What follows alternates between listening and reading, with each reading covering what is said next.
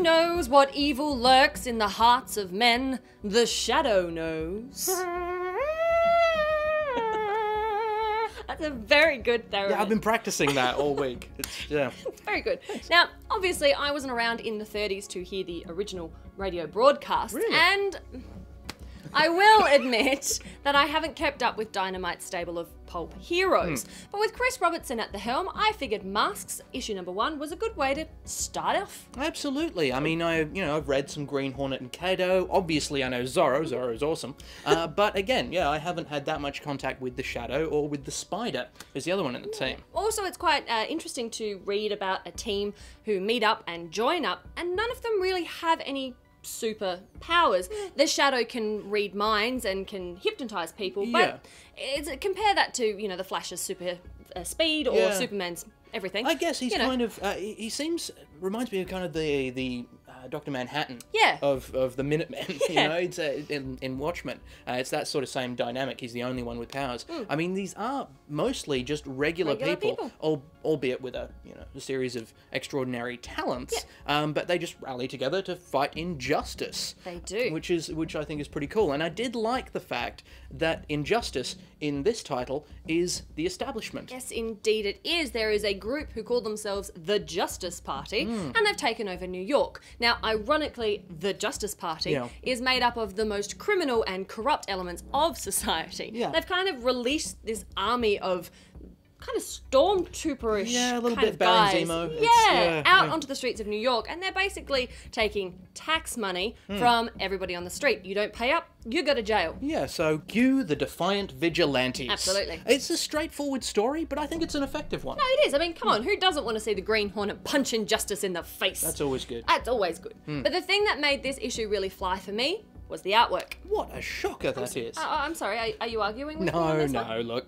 I think Alex Ross's work in this, sort of photorealistic work that he does in it, is very effective. And I think in many ways it sells this comic more even than the story. Absolutely, I totally agree with you. He uses gouache paints and it gives it a really beautiful textured look to this whole kind of 30s era hero. Works beautifully. Absolutely. Even the colour washes that he uses with the greens for Green Hornet, the reds for the Shadow, all helps to make this very textured. It is. It's quite a subtle way of doing artwork. I think it's wonderful, but interestingly enough, he's only doing it for the first issue. There are other artists coming on board to do the rest of the series. It's going to be quite interesting to see how each artist have their take on each of these characters. And how different are they going to be, or are they going to try and stick along the same lines? Exactly. But if we can go back to the story just for a moment, I did think it was interesting that a couple of guys in this new team are gunslingers. Yes. I mean, maybe it's, 1930s, that era of heroes, but we're less used to people with guns in our superhero teams these days, so that's interesting. I mean, you've got the Shadow and the Spider, who both have absolutely no problem putting a few bullets in people. No. The Green Hornet and Kapow tend to go for the non-lethals, they got gas and they got electricity and punching you upside the head. Absolutely. That sort of stuff. But and then of course there's Zorro who pops up. Hasn't really popped up yet in this first issue, but I dare say when he does, he's going to be fine with a bit of the old stab. What else are you going to use a sword for? That's a good point. And the only thing with this series that kind of is a bit of a niggle for me is that we haven't got a big villain yet. That's true. There's no big bad. Yeah, it's mainly just goons so far. Just goons so far. And I mean, if cinematic flops like Hancock have taught us nothing else, you need a good, strong villain of the piece. Yeah. They need to introduce their Moriarty or their Luthor or their Joker. This is only a mini-series, so I need that villain to show up pretty soon. Yeah, I think that would give it nice balance, but I think, I dare say that will show up. Yeah. This, as a first issue, I think this did pretty well. I think so, I really like the artwork. I mean, as we say, that is going to change, but I dare say it'll change for the better as well. And I like the story, I like the characters, the interplay.